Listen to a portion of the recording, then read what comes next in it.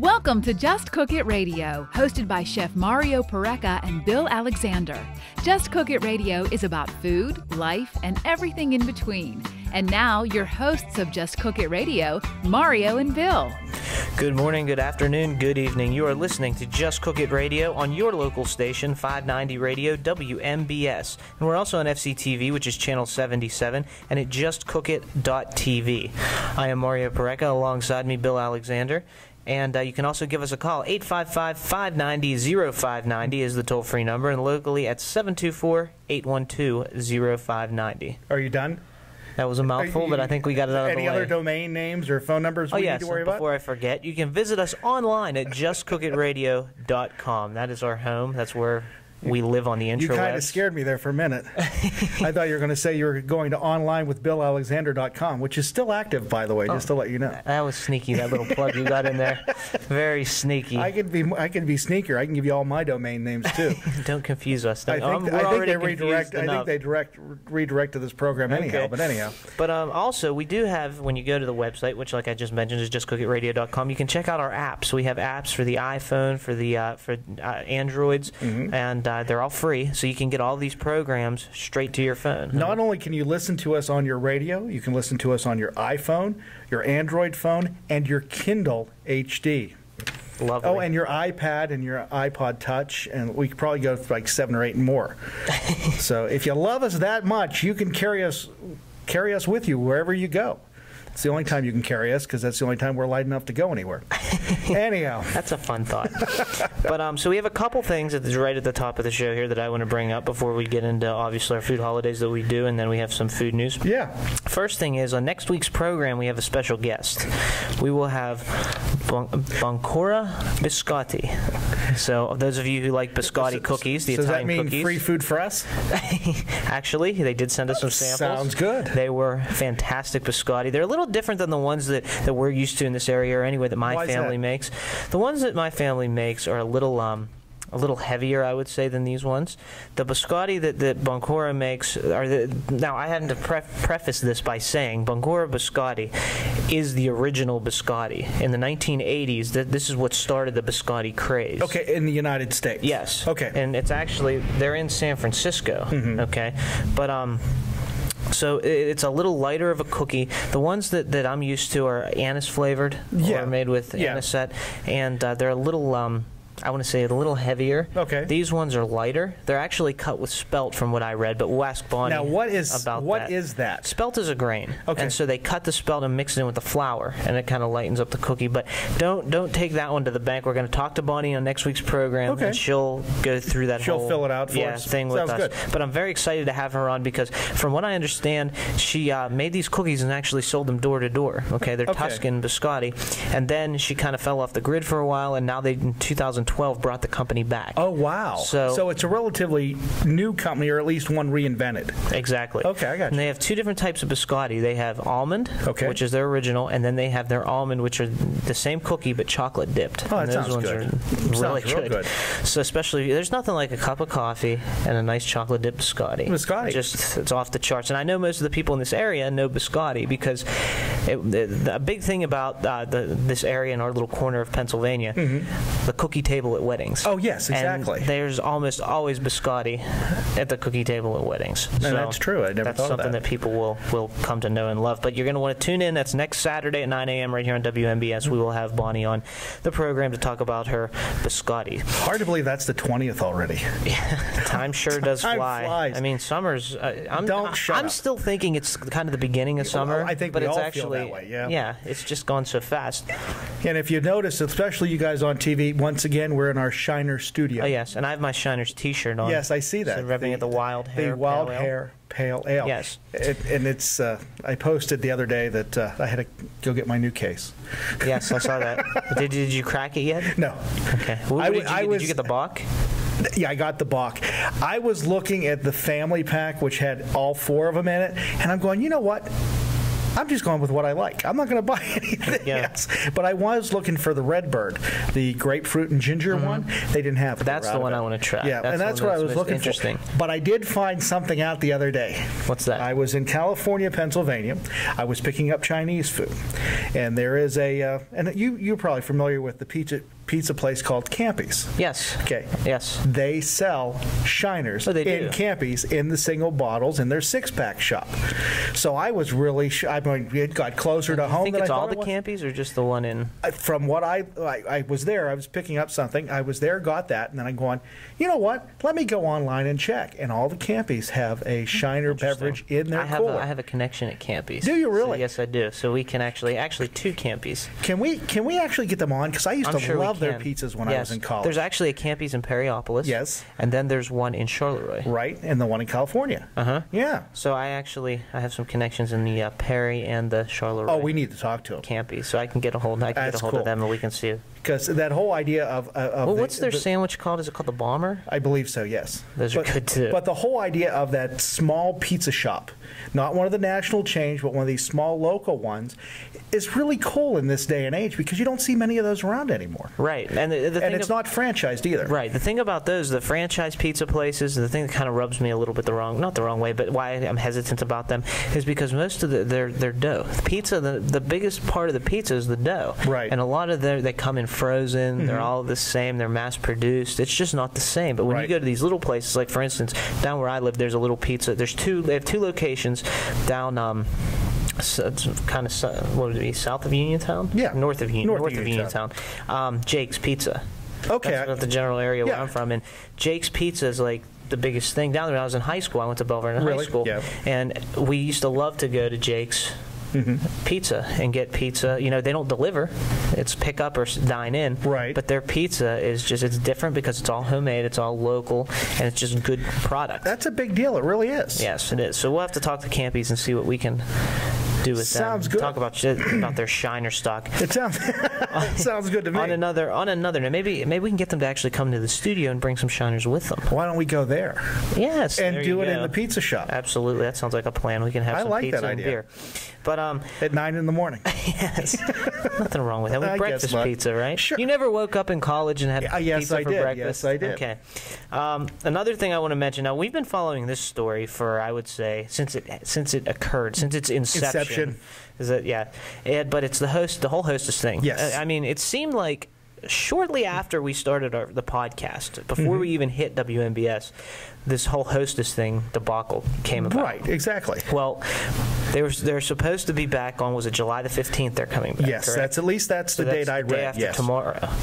Oh, wow, I guess it is. It's Monday. Now, this is the story that broke earlier in the week. Hard to believe. Says, and I'll just read the headline. Sure. Report, hostess to make major change to Twinkie process. Okay. Now, a couple things to take from that before we dive into the article. It doesn't say Twinkie recipe, it says Twinkie process. So fear not, the recipe, as far as I know and as far as been indicated, is going to remain the same. Right. However, the process is being toyed with a bit. And it says here that a hostess spokeswoman, in an emailed statement said that the decision was made after a small percentage of the company's retail customers explicitly requested frozen versions of the treat, which will allow companies to date the product for freshness while providing flexibility in filling their shelves. So that's the reason they're going to actually start freezing the Twinkies after they're made. So the recipe is going to stay the same.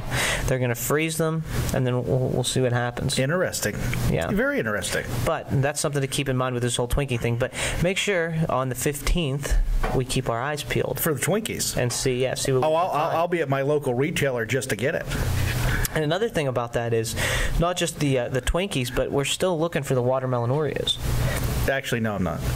You may be. I'm done. Yes. At the Target. I mean, I stopped in the one time I said, but I'm going to have to find my way back to see if we can. I forgot all about figure something out. How could you forget about watermelon Oreos? It doesn't sound appetizing to me. Such a tasty treat. Yeah. Hey, let's take a brief time out to pay some bills, and we'll come back. We're going to step away. As Bill said, food holidays coming right up, so don't touch that radio dial. And Just Cook It is being served up to you today by the Big Barn Country Store and Deli, by Pareca Chiropractic Center Inc., by 4th Street Barbecue, by the Herald Standard, and on FCTV by Phil Gianetti Motors. And your You're watching Just Cook It on Fayette TV Channel 77 and streaming online at FayetteTV.org and also at JustCookIt.tv. And you're listening to us here on your local station, 590 Radio WMBS. Phil Giannetti Motors at 656 National Pike East in Brownsville is a proud sponsor of programming on FCTV. Phil Giannetti Motors providing quality vehicles for 45 years. If you're looking for a quality pre-owned vehicle, give Phil Giannetti's a call at 724-785-6800 or stop by their website, PhilGiannettiMotors.com.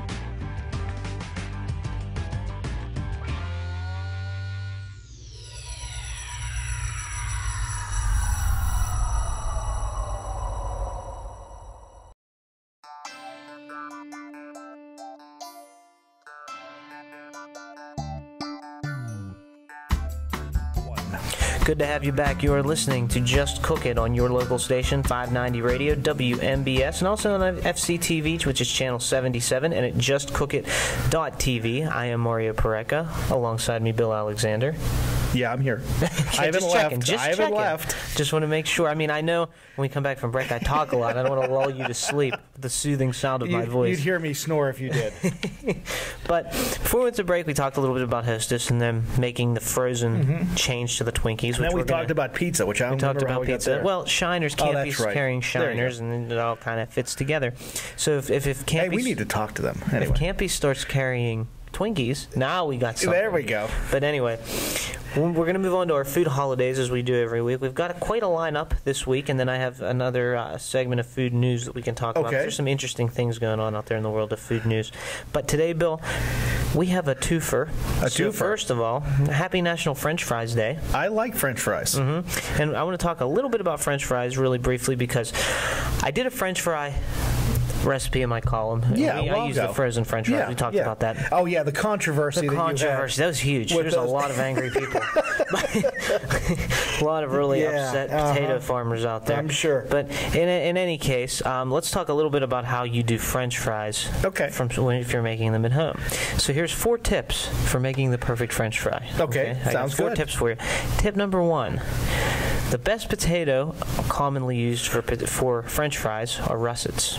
Okay, that makes sense. They have a high starch content, a little milder flavor, and they crisp really well in the fryer. Okay. And they take seasonings and toppings well. So that's the first thing. You got to find a good potato. And that's not to say you can't use other potatoes, because you can. Right. It's whatever you like, but russets are the norm. Okay. Second, after you cut your potatoes, you need to soak them in ice water. Okay, that gets rid of the excess starch from the surface of the potatoes, and it keeps them. What that does is, if you have that extra starch on there, it makes them brown too quickly. So they'll get brown in the fryer, oxidation and browning, and because of that extra sugar in the starch will caramelize faster, they'll get brown, but they won't be cooked. Okay. So you want to soak them. McDonald's, when they do their fries, they soak theirs for like a day. Oh, I didn't realize that. Before they send them out to get the fry treatment. Yeah. So you want to make sure you soak your fries. You don't have to soak them for a day, but a couple hours in ice water will do the trick. Next, my favorite oil, now most places recommend a neutral. You want a neutral oil, obviously, like a peanut or canola. Peanut's my favorite. Okay. Love peanut oil. And a lot of the places, if you go on vacation this year, you're planning on going on vacation to a beach where they have boardwalk fries. Yes. Most of them are done in peanut oil. Oh, I didn't realize that. So peanut oil is one of my favorites. It's got a very high smoke point, so you can get the oil very hot without it breaking down. And it's got that neutral flavor, which makes the fries very, very good. And finally, the biggest tip I can give people is you want to double fry your fries. That's what gets them crispy. So the first thing you want to do is drop them in at a lower temperature, about 325 degrees. Okay. That blanches them or cooks them. Then you want to bring them up, dab them off, get the excess oil off. Crank your fryer oil up anywhere between, depending on your fryer, 350 to 375 degrees does the trick, depending on how big your fryer is, how many fries you're doing.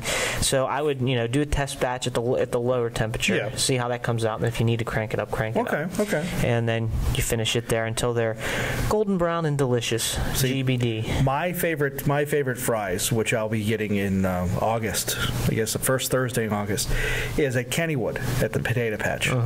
And I don't know why I like those, but I also like the fries that I can get at the Fayette County Fair, which is also coming up here at the end of the month. And it's it's not that they're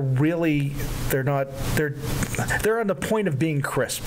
They're a little bit soggy, a little bit bendy, and a lot of grease on them. That's delicious. My favorite way to eat fries, and when I used to make them for myself, when I do make them for myself, I like them well done. Yeah. So whenever you think they're done, they need 5 more minutes. I was at a restaurant this past week. We went to Columbus for a couple days earlier this week, and we were stopped at a restaurant, a major chain, KFC, and got the chicken, and we got their potato wedges. I could have swore those wedges were actually breaded in their original recipe and then deep fried. They were wonderful. I am a fan of the extra tasty crispy. Yes, they were very good, and I never had them before. Did you eat the bones? We got bone chicken. We didn't get the boneless ones. Well, I'm sorry. In the commercial, they didn't get boneless either. I'm a purist. I have to have. I just think it's when the first time I saw that commercial, I thought it was funny. It is funny. Yeah, so almost as good as the Kmart commercials. Oh, those are the best. But anyway, you know who else has funny commercials while we're on the food commercial topic? Yeah. Little Caesars. The new ones? The old ones were hilarious, but the new ones are funny. Now, did you see the one with the guy had his hand in the his arm in the cast? Yeah, and to get the money. The $8 out of his pocket.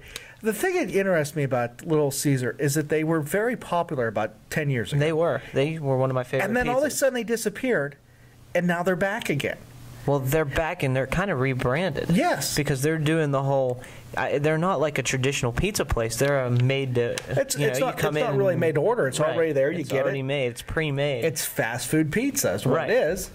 I haven't tried it since they've come back. It's good. I've had it. I remember in the past they had very good pizza. Yeah. I used to enjoy Little Caesars a lot, and the pizza guy when he would stab his stick down and flip the pies. And their commercials used to be hilarious, and now they're funny still. So. What I think is interesting, even though we're off the subject of the food holidays, is that you're noticing there is a pizza war now with prices between Pizza Hut, which we've talked about before, Domino's, and Little Caesars coming back into play. And everything, you can get a large pizza now for under $10 or $10 or less, which is amazing to me because remember when they used to be like 15 or 16 bucks. Now I will say this, the pizzas are getting smaller, but again, Domino's claim to fame was 30 minutes or less. That's what put them on the map. Well, have you seen the new commercials? I may have jogged my memory. They do a segment of the old commercials where it's 30 minutes or less or it's free, and the owner goes, we don't do that anymore. We're more worried about making a good pizza. And that's the whole thing. And they're taking their time with the hand-tossed crust and everything else and going through that. One thing I will say about Domino's, and they can be angry with me if they want, because I'm just going to tell the truth. Right. Their pizza's not bad. It's not great. Yeah, it's not bad. Okay? Did you say it's bad? It's not bad. It's not bad. It's okay. It's not bad. Their sandwiches are awful. I've only had one, and that was about a year ago. That was about a year ago. Every time it seems like when I travel and I stay in hotels, I use a little app on my phone, the Domino's app, because it's so easy. I don't have to call, and it just shows up. And every time, for whatever reason, magically, I'm an idiot. you press the app and it just shows up on your table. Yeah, basically. Okay. The delivery guy knocks at the door. I don't have to talk to anyone.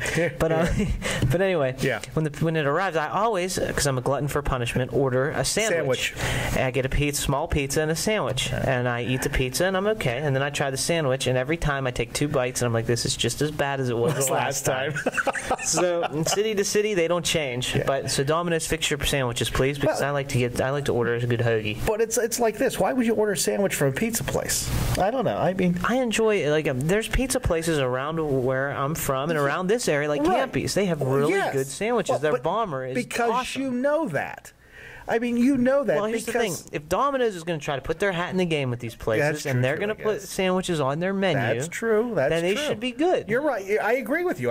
totally. And we forgot to throw in Papa John's in there, which I'm not a big fan of Papa John's. I haven't had a lot of Papa John's, so I can't comment on them. But I know I like Pizza Hut's pizza. I like thin crust Pizza Hut pizza. That is still my favorite. I like their pan crust. I'm a thin crust guy. Anywhere I go, I get thin crust. Unless it's Pizza Hut, then I get pan crust. See, well, I can go either way there. And also, I like Fox Fox's Pizza too, which is one of the franchises. The Big Daddy. Yeah, I mean that's a big pie. That's a big pizza. It is. But we had a minivan once. That's the only place it would fit in the vehicle was in the back end of the minivan. It was that big. Well, back in my younger days, when we used to go out and hit the town on Saturday nights, we would get out of the bars and we would go to, there was a pizza place across the street in Pittsburgh, and they used to make this giant pie. I mean, it was absolutely huge. You couldn't get through doorways with it. So we would get there first. We would get one of these pies, which was cost a small fortune, but we would go outside and sell them for $2 a slice. You know what? You told me this story off the air one time. Yes, we would eat our 2 pieces because 2 of these pieces was plenty to fill you, and then you'd have all this pie left, so we'd sell it for $2 a slice, make our money back plus some, and call it a night. It was brilliant. An entrepreneurial situation. Exactly. But it's not pizza day, it's French fry day. But we need to do this since we've jumped off on pizza. If there is a pizza restaurant that we have not mentioned that's your favorite, give us a call. Let us know what it is. Because I'm willing to try anything when it comes to pizza. And what's your favorite toppings on pizza? Mine? Yes. Well, I like pepperoni, sausage, mushroom, anchovy. Okay. I will do everything except the anchovy. I mean, I will eat any topping, you know. Now, I'll try anything once, at least eat any topping. But I also like hot peppers. Okay. So I can do banana peppers, but gotta have the pepperoni, mushroom, sausage, and I like anchovies. I do a PMS pizza. That's one of my favorites. Yeah. But, please do give us a call. 855-590-0590 is the number again, and locally it's 724-812-0590, just to throw that out there. But, give us a call about pizzas. We'd love to hear about them, talk about them, because pizza is one of my favorite foods. Yeah, I think it'd be kind of fun to go try some of these and actually, excuse me, and do something on the air with it. I'm more than willing to do a show from pizza place. I think it's a great idea. If there's a pizza place out there that will have us. Yeah, sure. Let's do it. Serve us a pie. Let's do it. Yeah. It's also, aside from National French Fries Day and National Talk About Pizza Day, why not? It's National Beans and Franks Day. Summer food, picnic, campfire, barbecue. Yeah. I always think of the hobo eating out of the can. Yeah. Usually there's not Franks there. There's just beans. But anyway. It could be like the Beanie Weenies and the Vandy Camp cans. There you go. That's right. And I also think about something about Mary, but we'll not discuss that one. Just think about it in your mind, just for a minute. Go there. Just keep going. If Bill starts laughing, that's because that's what he's thinking about. Never mind. But tomorrow, not national. Tomorrow is Bastille Day. Bastille Day. Yes, that is the French National Day. Yes. So call it the 4th of July for France, I guess. We can talk about that. Or Canadian Day for France in France, but it's not Canada. Yeah. Okay. Yeah. And then I had to connect the dots on that one. Do all these places have their Independence Day in July? Is that the way it works? That's a good question. I mean, I'm sure there has to be countries that were, that had their Independence Day some other time. If you and this is going off the subject too. I finally got to see the movie. If you've seen the movie, I've seen the stage play 4 or 5 times. Les Miserables. No, I haven't seen the movie. You have to see the movie. It is excellent. Other than Russell Crowe trying to sing, it's a very good film. He can't sing, but he's a gladiator. But it's dealing with the French Revolution, and it was actually a very good film. But that made me think of that. What's the classic book about the French Revolution? I had to read that in high school. I don't know. Where they chop people's heads off with the guillotine. It's been a long time. I can't remember it. My aunt's going to kill me. She's an English teacher. But anyway, on the 14th, aside from the Bastille Day, it's also National It's also Macaroni Day and National Grand Marnier Day. What is Grand Marnier? Grand Marnier is a liqueur. Okay. And it is it a French liqueur? It is. Wow. See, it is convenient. There you go. It is an orange-flavored brandy. Okay. Okay. It's made from a blend of cognac brandy, distilled essence of bitter orange and sugar. Sounds interesting. So I've had it. It's good? Yes, it's very good, and it's actually used in several kinds of pastries. And it's also used in a French dessert, and I'm sure you've heard of this before. It's very popular at Christmas. It's called the bûche de Noël, or the Yule log. Yes. Yes, they use Grand Marnier in the Yule log. I didn't realize that. Okay. And it's frequently used in recipes for cranberry sauce. Okay. Because it adds a sweetness and that little bit of citrus contrast to the bitterness of the cranberries. Okay. And it's a prime ingredient in flambéed dishes, such as crepe Suzette. I take it catches fire. That is the whole idea. Yes. Okay. And if you go to like a Morton's, or you can make this at home. They make a Grand Marnier soufflé, which is very, very good. Okay. And can also be used in creme brulees, and it's also very popular in canard à l'orange or duck à l'orange. Duck à l'orange. Yeah, it's a very popular French dish. It's also used in a ton of drinks, including the Cosmopolitan, margaritas, sidecar, Grand Mimosa, B-52s, and a plethora more. So, yes. A plethora. Plethora. Plethora. One of my favorite words. That and gazebo. I love gazebo. I'm glad you brought that up. That was going to be my mission, to make you say it first one of these days, and I've just accomplished that. Thank you.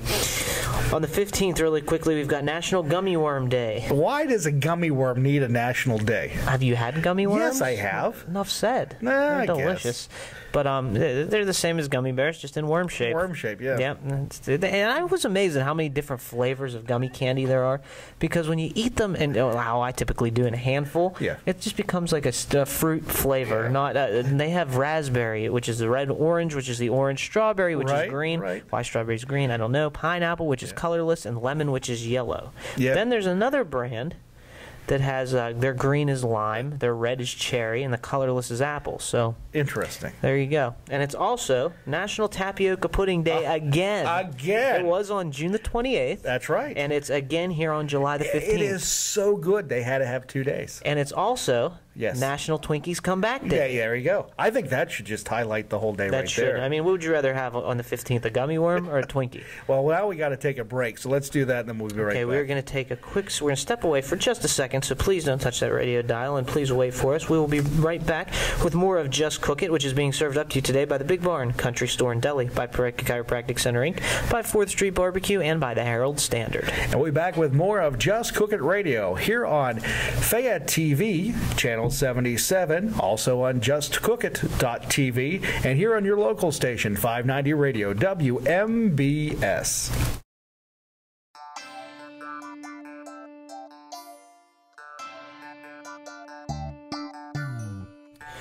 Thanks for sticking around. You are listening to Just Cook It right here on your local station, 590 Radio, WMBS, and also on FCTV Channel 77 and at justcookit.tv. Our website is justcookitradio.com. You can find everything there about us. I am, when I say us, I mean myself, Mario Pareka, and Bill Alexander, who's sitting right next to me. Yep.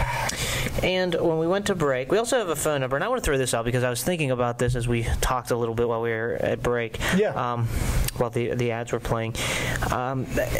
We talked about pizza, and you said that we haven't talked about pizza on the show, which I don't think we have. So no, we haven't.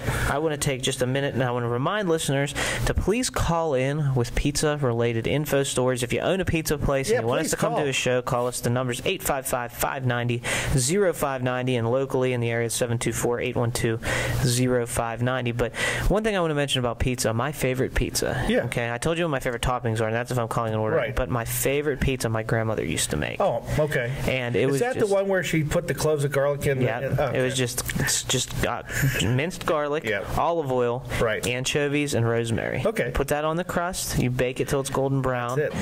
And that's all she wrote. No tomato sauce, nothing. Nope. Just that's all she wrote. And you can put some Parmesan on it if you want. Grated. Sounds the good. fine grated stuff, the hard cheese, not mozzarella. Parmesan. Right. And that does it for me. Okay. That's my favorite. But anyway. There was a place where I grew up, and the audience knows this, at Mars, PA, and just a town south of Mars or east of Mars called Gibsonia. And there was a little pizza joint in the mall where there used to be the old Murphy's Mart next to the Shop and Save. And it was called Pizza Grande. And they made a Sicilian-style pizza. It wasn't round, it was square. It was a thick crust. It was excellent. And it was just the way they topped it and the sauce. I don't even know if it's still there. But it was an excellent pizza. And that's always the one that I guess from that point on is when I taste a pizza, I compare it to that one 30-some years ago. So that was your favorite, your all-time my favorite. Yeah. I love Good that stuff. I wonder if it's still there. I'll have to go check. Maybe they'll have us. It's one heck of a drive. The station reaches there. How it's in Richland. How far are you willing to drive for good pizza? That's a good question. It depends on the mood, I guess. That's our question of the week. Yeah. Again, you can answer it. When you call in to tell us about your pizza, answer that question. Yeah. How far are you willing to drive to get the best pizza you've ever had? Yeah, that's one of those things that people crave. Now that we're on the subject, for just one more second, then we can move on. The best pizza I've ever eaten in my life was in Italy. Oh, I'm sure. Because they even have carts on the street that sell pizza. My niece told me that when she was there last And they're summer. like little personal pizzas. They're not big ones. And they have a real light tomato sauce on them, and just that grated cherry. Some of them have like fresh sliced mozzarella. Right. Some have fresh grated parm, and then they'll have like basil leaves. Cool. They're out of the park. I mean, the crust is perfect. It's light, and they don't even have to reheat them. They give them to you at room temperature, and they're fantastic. I'm sure I could eat them every day for every meal every day and be happy. I'm sure they are. But Bill, on the 16th, pizza behind us. Pizza being brought to you by the National Pizza Association. I'm going to have to stop and get some pizza later today. On the 16th, we have National Corn Fritters Day. I like corn fritters. Do you? Yes. Not to be confused with Johnny Cakes. What's a Johnny Cake? Johnny Cake is a cornmeal flatbread. Oh, It was an early American staple food and is prepared on the Atlantic coast from Newfoundland to Jamaica. Okay. They almost look like pancakes. Yes. They're corn-based. And they're made with a cornmeal. Yes, they're called Johnny. There was an episode of The Sopranos, God rest his soul, called Johnny Cakes. Okay. I didn't realize that. Yes. The 17th is National Peach Ice Cream Day. Sounds like a good one. I like peach ice cream. Does Jackson Farm make some peach ice cream? I didn't see the peach there. If they do or not. They did have a peach there. Yes, actually. they did. You're right. Yes, and I tried it. It was very good. Yes, they did. They do have peach, and peach is one of my favorites. Is it really? Well, it's not the favorite, but it's one of my. If I'm going to get a fruit flavor, it's going to be either peach or strawberry. Yeah, the black raspberry is mine. I really like peach frozen yogurt. Huh. Yeah, and I went to Sweet Frog last week, by the way. It was good. I got the blackberry frozen yogurt, and then I topped it off with the regular, just the plain tangy frozen yogurt. So I did kind of half and half. Yeah. Then I put a bunch of fresh fruit on it and some Heath bar. I got cheesecake yogurt when I was there, and I forget what I put on top of it, but it must have been something chocolate because I like their cheesecake. It's very good. It's very good. I also got some of those little blueberry balls. They're like those little pearl things. Yeah. Those are interesting. Yes. I like Sweet Frog. Yeah. I like Sweet Frog. I like it a lot. It's a good place. I mean, I think it's great they finally opened one in Uniontown, but there's not an Atlantic Ocean to look at while I eat it. That's my problem. If you could move the Atlantic Ocean, I mean, move it 10 miles or 5 miles away, I'd be more than happy to. If you can move the Atlantic Ocean, we want to have you on the show. Let me just say that. The 18th is National Caviar Day. I'm not a big fan of caviar. I've had it once or twice in my life. Love. Fish eggs is just not, maybe it's because we have freshwater and saltwater fish tanks in my home now. I don't know. Maybe that's it. You are quite the fisherman. I'm not. My son is. I'm I'm the financier of his fish and aquarium habit that he's having right now. So I could think of worse habits. Yeah, that's exactly right. That's an interesting one to have too. It's entertaining. It's actually relaxing to sit and watch them swim. There's 2 TV programs. One's called Tank, where they make these specialized I like fish that show. tanks. That's cool. And they did one, and I recorded it, and we've talked about this company before, where they made one for Dunkin' Donuts. That's cool. And basically what it was a big cup of coffee underneath, a donut dunking into the coffee, and a hand holding it. And the fish tank was in the donut with a glaze over it, and all the fish looked like sprinkles on the donut. That's cool. It was really cool.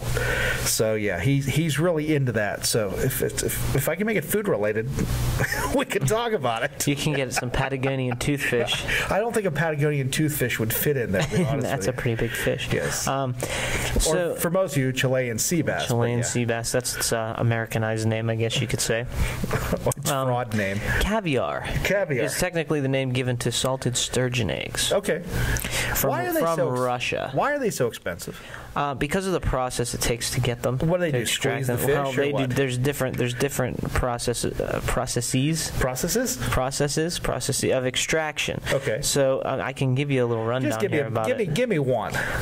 So let's see. They can either commercial caviar production historically involves stunning the fish and extracting the ovaries. What do they do? Get a taser? No, they would bang its head off of the boat. Oh, that's so cruel. So another method. Kills it? This was back then. No, it would just stun it. Those are like unconscious. So then they'd remove the ovaries.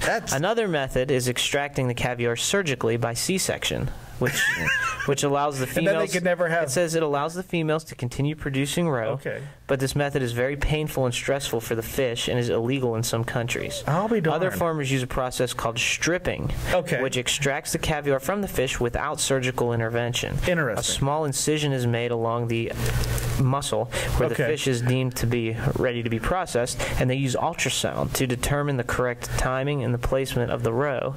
And the most humane it is the most humane approach right now that's presently available. So that's how they do it. No wonder I don't like it. Anyway. And then the process by taking them and salting them. Right. That whole thing. It makes it expensive. Yeah. They're hard to find. Now, this I guess it's related.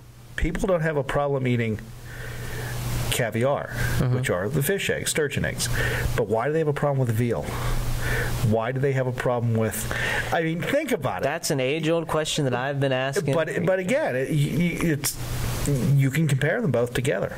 You can have problems with one, but not the other. I mean, it's all the same to me. I agree. I mean, I'll eat it all. It doesn't matter to me. I mean, it's food. You know what I mean? It's not. It's food. And do I believe in being humane about it? Absolutely. Yeah. I don't think they should torture and torment animals. But not at all. To me, that Kobe beef. Yeah. I would love to be a Kobe cow. They treat those things like kings.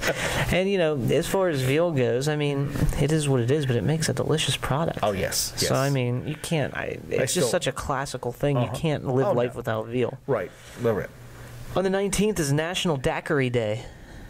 Daiquiri? Do you enjoy daiquiris? What is a daiquiri? It is a cocktail, and its main ingredients are rum, citrus, specifically lime juice, typically lime juice, and sugar or another sweetener. So it's one of the 6 base. It's one of agave? Where do you come up with agave? That's tequila. Well, okay. You said sweetener. Okay, you could. Yeah, I guess you could. You're right. You could use agave to sweeten it, but the name daiquiri is also the name of a beach near Santiago, Cuba, and an iron mine in that area. And it was supposedly invented by an American mining engineer named Jennings Cox, who happened to be in Cuba during the Spanish-American War. Interesting. But there's all kinds of different variations on daiquiris now. There's the daiquiri floridita, which has maraschino liqueur. Okay. There's the Hemingway daiquiri. Then the more common, there's the banana daiquiri, which I like. I've heard of that one. It's a regular daiquiri with a half a banana. Yeah. And then strawberry daiquiri. I've heard of those. With strawberries added. Now, the more common ones here in the United States are the frozen daiquiris. That's probably what most people think of. Okay. Because I whenever I see daiquiri on a menu, it's usually there with a margarita too. Well, are they similar in any way, shape, or form, or they actually look alike? They're kind of similar. I mean, they have different ingredients, right? But the process is about the same. I mean, they both have a frozen version of themselves that people recognize now more than they do the traditional version. Okay. The basic recipe for traditional daiquiri is let's see, rum, water, 3/4 ounce of lemon or lime juice, 2 ounces of sugar. So. And it was a common drink in the Caribbean. They would put ice down, put the sugar, then the liquid over top of it, and stir it to frost the outside of the glass, and drink it. And then they started making the frozen drinks where they would put everything in a blender, and it would make that frozen, smoothie-like texture that everyone's used to. Okay. And those are the food holidays for this week. So sounds good. Have some caviar and a daiquiri and call me in the morning. Nah, I think I'm going to have French fries and pizza. It's not pizza week. I don't care. I'm eating it anyway. But French fries on your pizza. How about that? That's interesting.